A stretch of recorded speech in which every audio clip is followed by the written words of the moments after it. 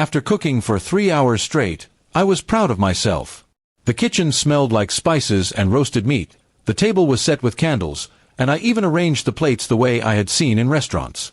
I wanted to surprise my wife with a proper dinner, something to remind us of the warmth we once shared. When she walked in, she looked at the table, then at me, and her expression was not what I had hoped for. Instead of smiling, she crossed her arms and said coldly, "This is pathetic. You're so desperate." Her words cut deeper than any knife in that kitchen. I stood frozen, the food still steaming on the plates. My heart sank, and the effort of those 3 hours felt meaningless in a single moment.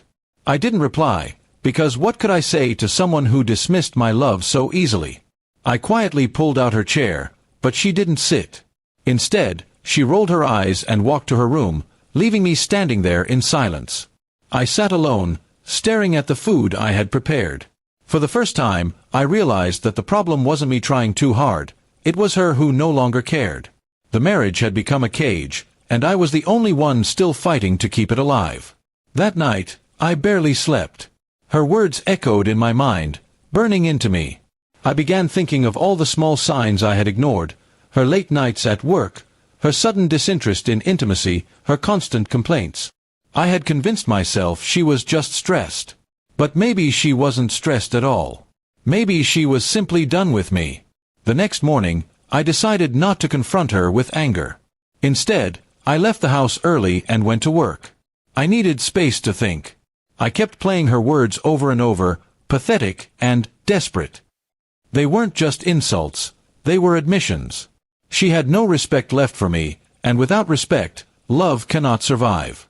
I spent the next few days observing quietly. I noticed she guarded her phone like a treasure chest, always turning the screen away from me. At night, she would pretend to be asleep, only to get up when she thought I was snoring.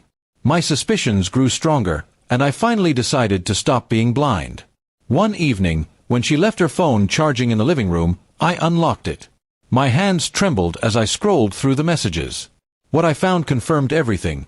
Long, flirty conversations with another man, full of laughing emojis, late-night plans, and words she hadn't spoken to me in years. My chest tightened, but I didn't confront her right then. Instead, I took screenshots and saved them. I spent the next week planning carefully. I wasn't going to beg or scream. If she thought I was pathetic, I would show her just how wrong she was. I reached out to a lawyer and began preparing divorce papers quietly. At the same time, I started pulling my money from our joint account into one of my own. If she wanted freedom, I would give it to her, but on my terms. The turning point came at dinner a week later. She sat across from me, scrolling through her phone, not even bothering to ask about my day. I looked at her calmly and said, "You called me desperate. But the truth is, I was just loyal. And loyalty is something you never deserved." She looked up, startled, her phone slipping from her hand. Before she could respond, I placed the printed screenshots on the table. Her face drained of color. She stammered, "I can explain," but I cut her off. "Save it. I'm done listening to lies.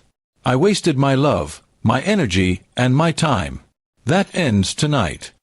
She begged me not to ruin her reputation, not to expose her affair, but it was too late. I sent copies of the chats to her family and closest friends. The woman who mocked me for cooking a meal was now the one scrambling to save her image. I walked out that night with my bag packed, leaving her in tears. Strangely, I felt no pain, only relief. For years I thought losing her would destroy me, but in truth, losing her freed me. She had been a weight I carried while she mocked the effort I put in. The divorce went through swiftly. With the evidence, I kept most of what we owned, and she left with almost nothing. I learned to cook for myself, not to win someone's affection but because I enjoyed it. The kitchen that once felt like a place of rejection became my space of peace. Months later, I heard from mutual friends that the man she cheated with had abandoned her. She was left alone, her pride shattered. Meanwhile, I had built a new life, calm, independent, and full of dignity. Her cruel words no longer haunted me. They were simply reminders of the day I stopped being desperate and started being free. And so, the dinner she once mocked became the spark that ended our broken marriage. She thought she had humiliated me, but in the end, I walked away with respect, while she was left with nothing but her own emptiness.